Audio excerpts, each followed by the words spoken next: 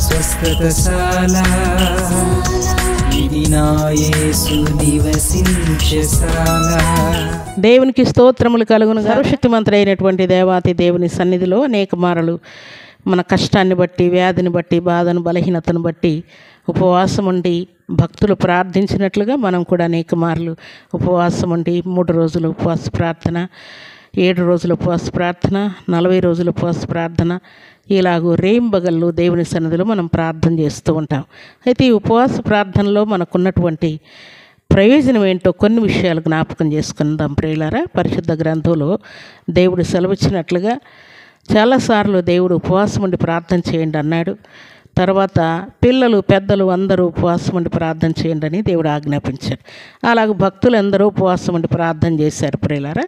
అలాగే ఉపవాస ప్రార్థన వలన మనకు కలిగేటువంటి ప్రయోజనాలు ఏంటి అని అంటే, మొట్టమొదటిది, ప్రతిరోజు భోజనం చేస్తూ ఉంటే మన ఆరోగ్యం పాడైతూ ఉంటుందంట.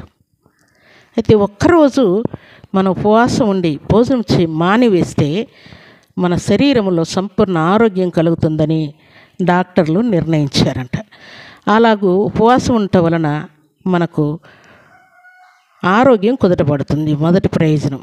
రెండవది, మన ఉపవాస ప్రార్థన చేయటం వలన మన ఆత్మీయ జీవితంలో మనము కలిగి ఉన్నటువంటి లోపం ఏదో, ఏ విషయంలో మనం సరిచేయబడాలని దేవుడు ఆజ్ఞాపిస్తున్నాడో మన లోపాన్ని మనమే గ్రహించగలిగేటువంటి కృపను దేవుడు అనుగ్రహిస్తాడంట.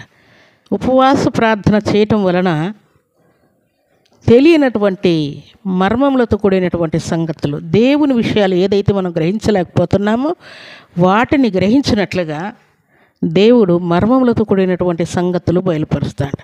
భక్తుడైనటువంటి యోసేపు కానీ, భక్తుడైనటువంటి దానియేలు కానీ దేవుని సన్నిధిలో వారు మర్మముల కోసం ప్రార్థన చేసినప్పుడు దేవుడు తెలియని సంగతులు తెలియజేసినట్లు గ్రంథంలో వ్రాయబడి ఉన్నది.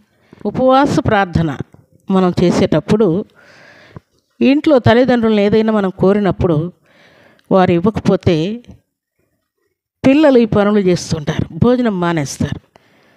ఫలాంది కావాలని కోరాడు నా కుమారుడు లేక నా కుమార్తె, వాడు 2 రోజులైంది 3 రోజులైంది భోజనం చేయట్లేదని తల్లిదండ్రులు ఫీల్ అయ్యి వాళ్ళకి ఎంత కష్టం ఉన్న కుమారుడు కుమార్తె కోరింది ఇస్తూ ఉంటారు ప్రియులారు.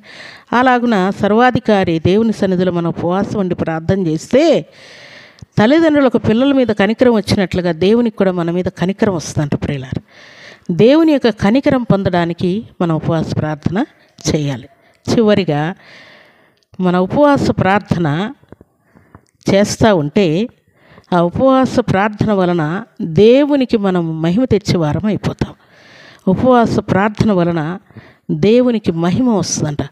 వారి దేవుడు వారి జీవితంలో ఇలాంటి ఘనకార్యాలు చేశాడంట అని అనేకులు దేవుని నామమును గొప్ప చేయనట్లుగా, దేవునికి మహిమ వచ్చినట్లుగా మహిమ కార్యాలు దేవుడు చేస్తాడంట ప్రియులారా. ఇలాగున దేవుని సన్నిధిలో మనం ఉపవాస ప్రార్థన చేయటం వలన ఎన్ని ప్రయోజనాలు ఉన్నాయి ప్రియులారా. వీటన్నిటిని మనం జ్ఞాపకం తెచ్చుకొని మనము దేవుని సన్నిధిలో ఉపవాస ప్రార్థన చేసి ఆరోగ్యాన్ని పొందుకోవచ్చు, మన లోపాలు సరిచేసుకోవచ్చు, మర్మాలను తెలుసుకోవచ్చు, అలాగే దేవుని యొక్క కనికరాన్ని పొందవచ్చు, దేవునికి మహిమ తీసుకుని రావచ్చు అని దేవుడు జ్ఞాపకం చేస్తున్నాడు. అలాంటి కృప సర్వాధికారి మనకు అనుగ్రహించునుగాక. ఆమేన్. ప్రార్థన చేసుకున్నాం. భూమి ఆకాశములను కలుగు చేసిన మా తండ్రి, మీకు కృతజ్ఞతాస్తుతులు, స్తోత్రములు, వందనములు చెల్లించుకుంటూ ఆయన శుభదినాన ఉపవాస ప్రార్థనలో ఉన్నటువంటి గొప్ప ప్రయోజనాలను మీరు జ్ఞాపకం చేశారు. మీకు స్తోత్రాలు తండ్రి. నిజముగా మీ సన్నిధిలో చేరిన మేమందరం కూడా ఎట్టి ఉపవాస ప్రార్థన భక్తులు ఎలాగ చేసి దీవించబడ్డారో, మీ ఆశీర్వాదాలు అనుభవించారు, మీకు మహిమ తెచ్చారు. మేము కూడా మా జీవితాల్లో ఎట్టి అనుభవం కలిగి మీ ఆశీర్వాదం అనుభవించినట్లు మహిమ కార్యం జరిగించి మేలుతో తృప్తిపరచమని దీవించమని యేసుక్రీస్తు పరిశుద్ధమైన నామములో స్తుతించి ప్రార్థించి వేడుకుంటున్నాము తండ్రి. ఆమేన్.